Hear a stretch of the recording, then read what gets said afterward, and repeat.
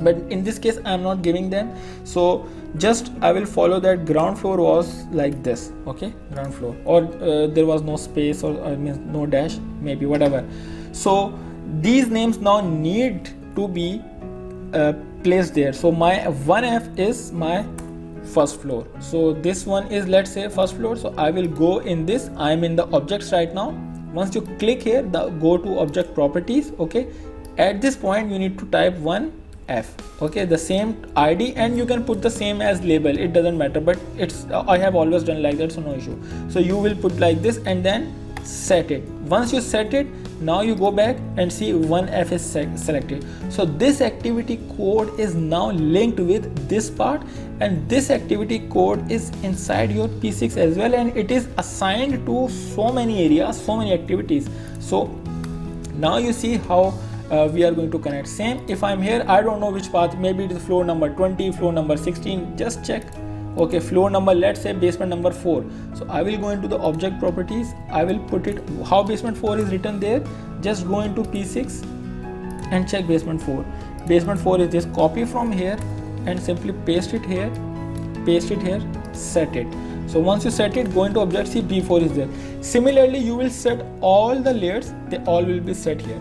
Okay, so once they are set, let's say 26 layers, because if you have 26 floors or whatever, then you need to do save a copy, okay, and it will be saved in the form of SVG. You need to make sure. So I am saving it, let's say, in that way, means I don't, because this is already saved, I have done that previously, so we will be using that part, we are not using this one.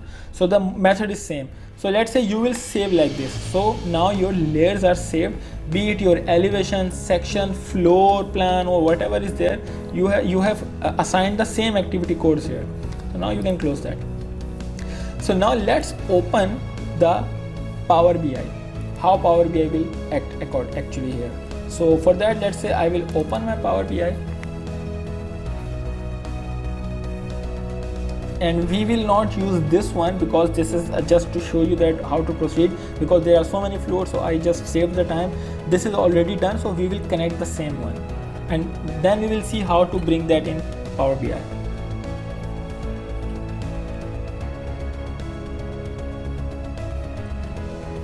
So here we are in Power BI. So next thing is that you need to bring this synoptic panel from where, if it is not with you, you go into the App Store, you sign in with your account, go into the App Store and type this synoptic panel, okay, it will come, and this is the symbol.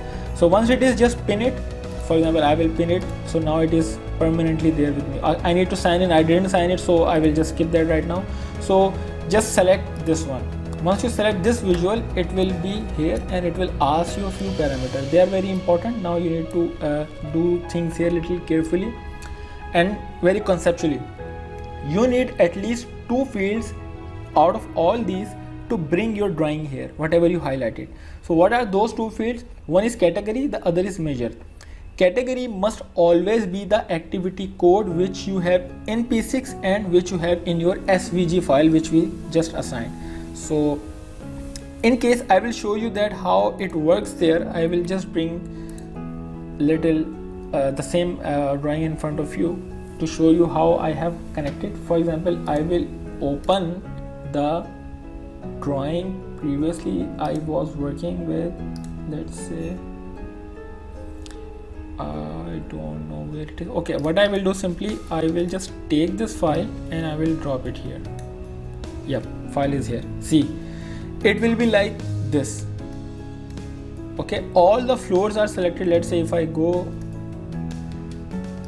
let's say if I remove this, the floor is removed. If I check this, the floor is removed. So I have done this very precisely. You can also do this.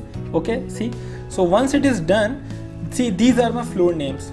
Right now in the project which I opened in P6, its activity code were different, but I have changed them. So these are the name assigned in my drawing. So now I will close that. I don't want to save, close without saving, because I don't want to disturb that file. So this is the file. So what are you going to do now? Your activity codes will come here. My activity codes are here, and what type of codes are? My codes are floor wise. So put them here. Second thing, what you need. It's very important. It's all your perception how you want to go with this. So let's say I want my plant values to be highlighted. I want that whenever my plant value is there, it should highlight that in which floor it is there. So for that, this is my filter. I will bring my date here. We know that plant values are related with the time, so I will bring my dates in the filter like that. Okay, and I will put my dates at top here. Fine. Secondly, we have put only one parameter so far here. Second parameter which I want to put is the plant value, let's say cost. You can put labor as well. Plant value in the measure.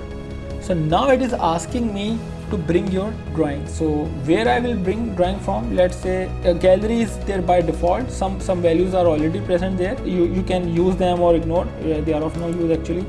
Now this is the point where you will bring your drawing. What I did actually, just go to the local maps. This is the drawing. We know that if you click here, now the drawing is here. If the activity codes will not match, like this code will not match with the codes assigned to this part which we did in Inkscape, it will be not highlighted, it will not give you anything, it will be black. For example, if I bring, let's say I will bring this part now, you see it will be black like this. It is not matching any code here, so you need to make sure that the codes are perfect. Now it is fine. So now what is happening, if I change my plant values to, let's say at this part, you will see the drawings will be highlighted. Some of the parts, see nothing is highlighted, means now if I go and put here, maybe something will be highlighted. If I go furthermore, see something, basement is highlighted at this part, means something is happening in the basement. If I move further in the time period, above things, see these parts are highlighted, something is going on. If I move further, this part is not this far, well, maybe yeah, something plus minus here, but now step by step something is highlighted. So this is the concept that if you in this Inkscape drawing, which is our line now layout, if you put here the plant value, so plant value move accordingly, and this is very important for the analytics point of view, analytical way. It's like you need to see things in a way which you were not looking before. So what I'm saying, we will see maybe in the next session, that you can unlock so much information from these kind of analysis, that if you click on the floor, it will give you different kind of data which you were previously getting maybe. So what type of data you will be taking from like such analysis, which one of the example is plant versus earn value you are now putting in the form of drawing. How? So I will show you in a moment. So this is one of the way to connect, that you put plant value here, or you can put the budgeted value, whatever, but my recommendation is that to put the plant value. So the next thing is that we can make, for example, the same for the earn value. Why not just copy that now here, and what I will do, instead of this, I will bring my earn value cost. So what will happen now? Okay, see the difference little bit, and I will show you how see here it is. Okay, it might not be showing the floor number. What you can do, it's very useful. Just take that floor number and put it